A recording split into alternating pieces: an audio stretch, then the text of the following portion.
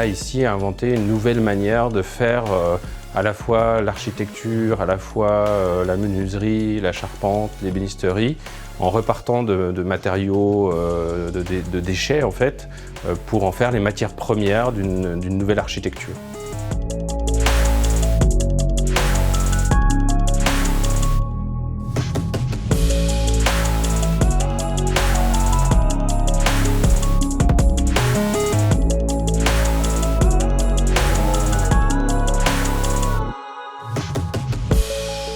L'idée de l'ERU, c'était de faire un lieu de partage, quoi, que quand on arrive dans l'école, quand on ouvre la porte, tout de suite on se sent accueilli. Il y avait l'idée de ce salon, on pouvait poser ses bagages, s'asseoir et que les premiers bureaux soient ouverts sur cet espace.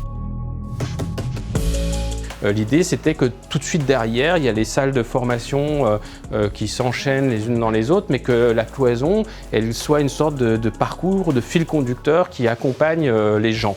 Et puis à la fin, l'idée, c'est que derrière, à l'issue de ce parcours, il y ait une sorte de cuisine, de salon de partage, où on puisse se poser, prendre un café, échanger.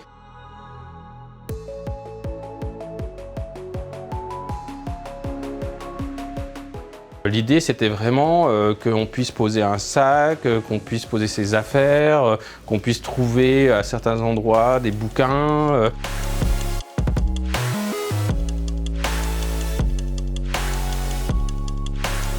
Donc on avait un plancher technique en fait sur le sol qui était déjà du réemploi parce que c'était un plancher technique qui venait du siège du Monde qui avait été réutilisé pour remettre là. On a donc les portes qu'on a récupérées d'un hôtel qui est en cours de démontage. On a l'isolant qui vient de différents bureaux qui ont été démontés. On a les panneaux en médium laqué noir qu'on va rebrosser parce qu'il est rayé à certains endroits qui viennent d'un démontage d'un magasin Dolce Gabbana à côté des Champs-Élysées. On a des panneaux en chêne qu'on a réusinés qui viennent du bâtiment qui était à l'emplacement de là où est construit en ce moment la piscine olympique.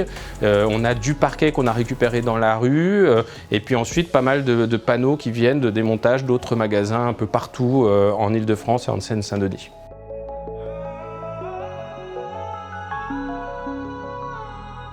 Donc la complexité quand on travaille en fait sur des aménagements, des agencements comme ceux-là, c'est qu'on ne sait pas exactement avec quels matériaux on va devoir travailler. Donc on commence par définir en fait des trames assez simples et malléables. Et puis ensuite, en fonction des contacts qu'on arrive à avoir, en fonction des gisements en termes de déchets, on ajuste les choses. En fait, ce qu'on voit beaucoup aujourd'hui, c'est qu'il y a des gens qui pensent d'un côté, il y a des gens qui fabriquent de l'autre, et il n'y a plus de lien entre la matière, la main et la manière de penser les choses. On est obligé de travailler avec les menuisiers, les ébénistes de l'atelier et de faire confiance à leur intuition, à leur manière de traduire nos idées et de faire ce lien entre la main et la tête. Et ça, c'est fondamental. C'est une des clés pour moi de la manière de faire le projet, en fait, tout simplement.